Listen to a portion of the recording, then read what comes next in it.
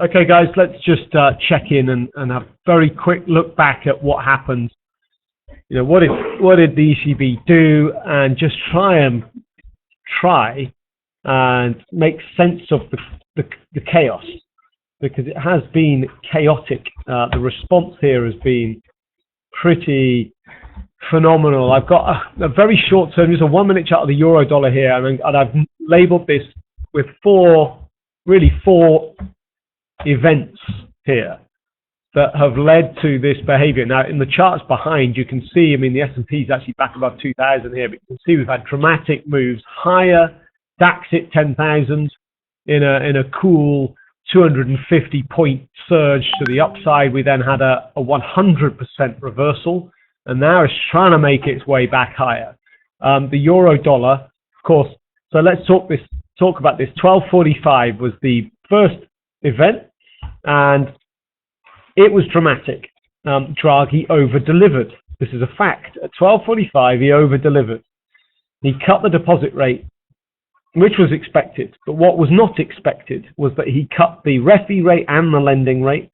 So more rate cuts than expected overall. Then, more importantly, I would say, he increased the pace of monthly purchases on the QE program to 80 billion euros from the previous 60. And he also said that we're going to start buying corporate bonds. Big news, big move lower on the euro dollar. First stage, 3 minutes, we moved from around about just below the 110 handle down to 108.60. I said there's probably room to go more, and we surely got to test the low of the month, and that's what happened. It took a while to get there, I have to say, much longer than I thought it would. But by 139, this line down here, 108.28 was the low of the month, set last week. We tested it at 138, 139, okay? Euro weakness because Draghi over-delivered. However, what came next was even more remarkable, and actually the low to the high, that's a 2.73% move to the upside for the euro dollar.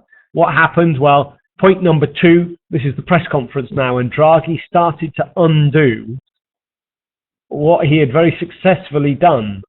He had over-delivered, except that then he reversed it. And here are the key comments. Number one, or I should say number two on my chart, a small pop higher for the euro dollar, because he made the teltro, I'm sorry, I didn't mention at 12.45, 4 teltro operations, 1 a quarter for the next 12 months.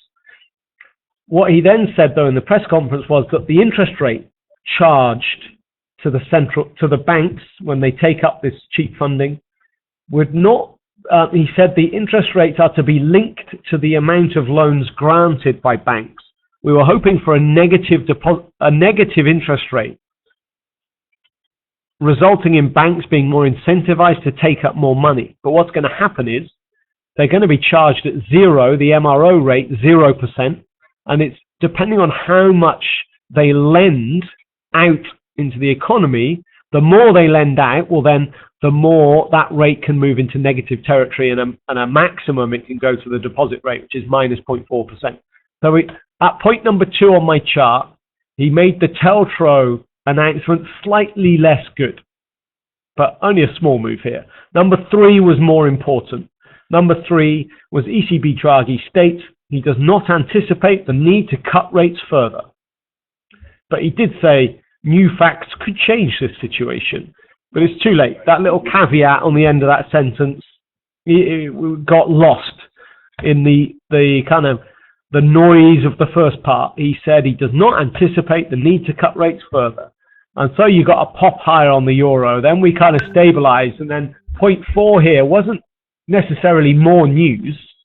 It was a combination, and I mentioned to Vas, it did seem a little bit, when they started to get grilled on the detail of the telco operation, Constancio and Draghi up on the stage, it did feel a little bit like they didn't quite know what the detail was. Like for the first time ever, I felt Draghi had just lost a little bit of control of the press conference, in that I don't know, I wasn't reassured by how they dealt with the questions about the detail of how the telco is going to work. It just hinted a bit of, this is like a last minute policy decision. They hadn't quite fully thought it through. That's the kind of vibe I got.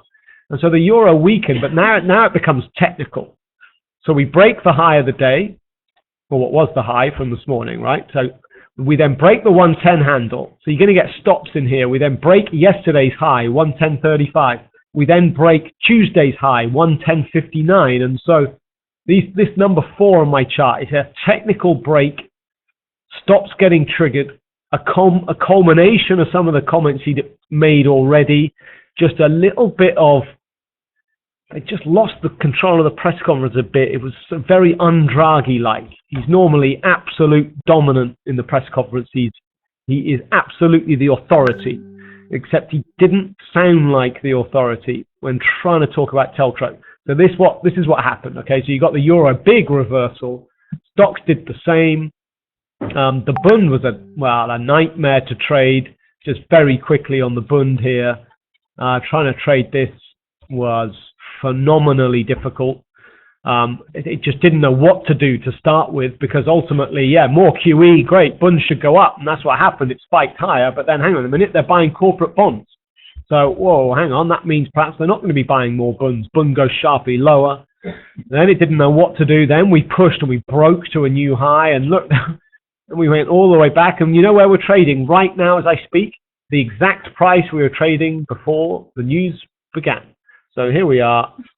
What's that? 2 hours and 15 minutes later, and the Bund hasn't actually moved price.